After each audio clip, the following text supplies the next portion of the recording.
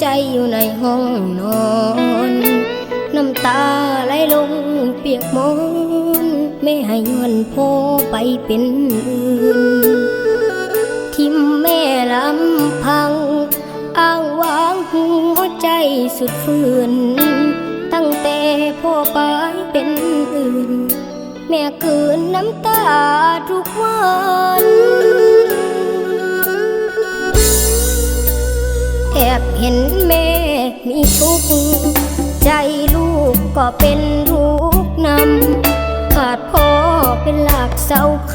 ำขาดผู้นำเมื่อยามต้องการเวียกงานนาปัญหาหลายสิ่งหลายอันแดดกาฝนตกหนาวสั่นแม่นั้นสู้งานเลื่อยมาชีวิตเกิดมาเหมือนว่าบุญยัง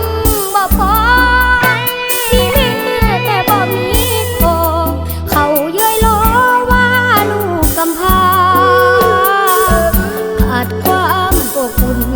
ขาดพ่อหนุนห้ำเฮียนศึกษาลูกอยากกินซีนกินปลา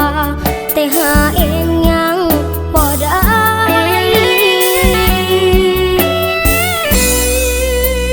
แอบเห็นแม่ห้องไห้เสียใจมาแล้วหลายครั้งแม่เอ๋ยเฮาผิดเรื่องยังพ่อจึงสั่งที่ป้าเฮาไป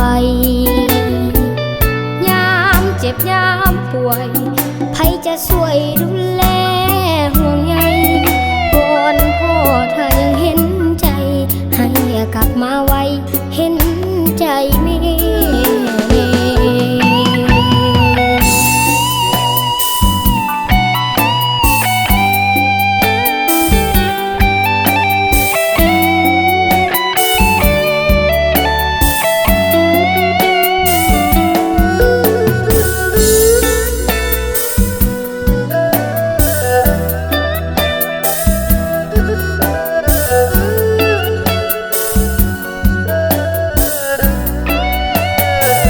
ชีวิตเกิดมาเหมือนว่าบุญยังบ่พอมีแม่แต่บ่มีพ่อเขาย้อยล้อว่าลูกกำพร้าขาดความอบอุ่นขาดพ่อหนุนห้ำเฮียนศึกษา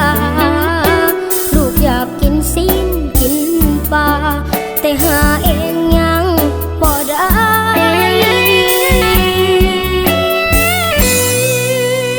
แอบเห็นแม่ห้องไห้เสียใจมาแล้วหลายครั้งแม่เอ๋ยเฮาผิดเรื่องยังพ่อจึงสั่งที่ป้าเฮาไปยามเจ็บยามป่วย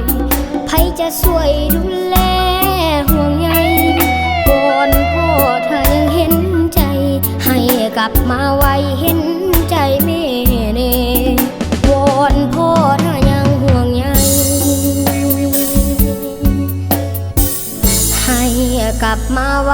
เห็นใจลูกเน่